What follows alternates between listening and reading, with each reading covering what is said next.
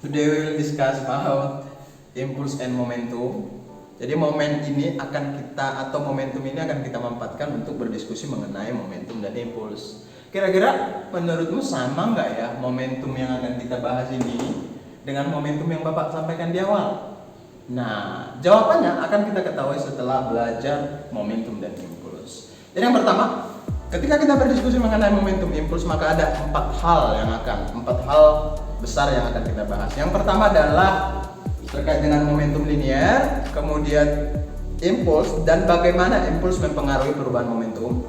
Kemudian yang ketiga, kita akan berdiskusi mengenai tumbukan. Jadi tumbukan lenting sempurna dan tumbukan tidak lenting sama sekali atau elastic collision and elastic collision, kita juga akan diskusikan itu.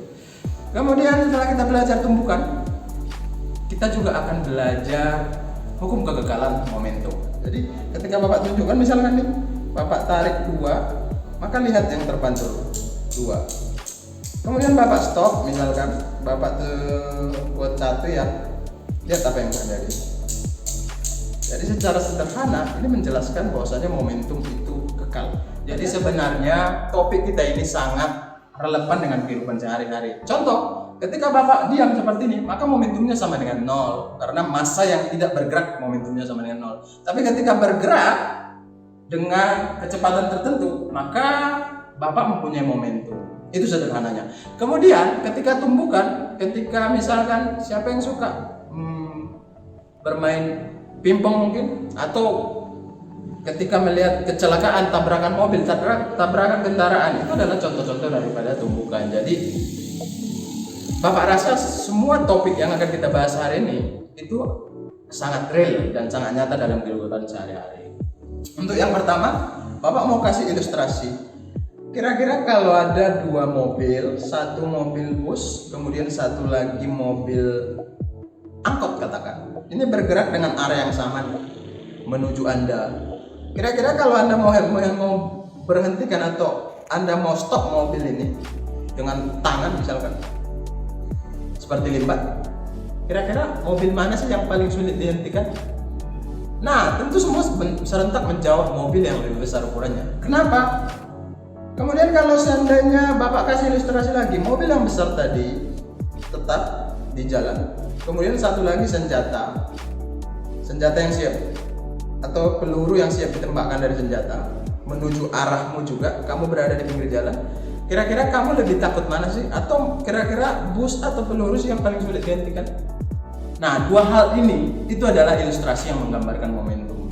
Bahwasanya semakin besar momentum atau semakin besar mass in motion atau inertia in motion, maka momentumnya akan semakin besar. Nah, ingat, momentum itu adalah inersia di dalam gerak. Jadi setiap massa yang bergerak itu pasti memiliki momentum. Maka dituliskan juga bahwasanya momentum itu adalah ukuran kesukaran memberhentikan sebuah benda yang bergerak. Karena apa, Pak? Ingat hukum 1 Newton. Setiap benda ingin cenderung mempertahankan posisinya atau sering dikenal dengan susah move on.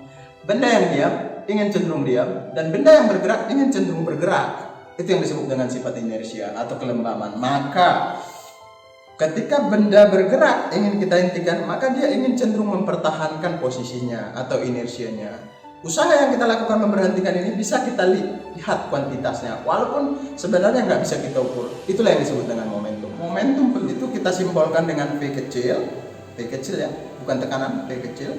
Vektor momentum peluru itu dipengaruhi oleh massa dan kecepatan. Nah, pertanyaannya sesuai dengan lembar kerjamu, kira-kira hubungan massa dengan momentum gimana sih? Kemudian hubungan kecepatan dengan momentum gimana sih?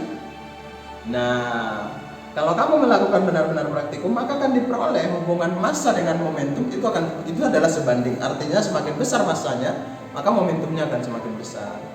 Kemudian hubungan kecepatan dengan momentum adalah berbanding lurus juga. Artinya semakin besar kecepatannya, maka momentumnya akan semakin besar. Jadi momentum itu akan meningkat jika massa atau kecepatannya meningkat, bahkan jika massa dan kecepatannya meningkat. Jadi salah satu di antara massa dan V jika itu meningkat, itu akan meningkatkan momentum juga. Itu untuk pengantar momentum. untuk selanjutnya hubungan momentum dan impuls akan kita bahas di pertemuan selanjutnya.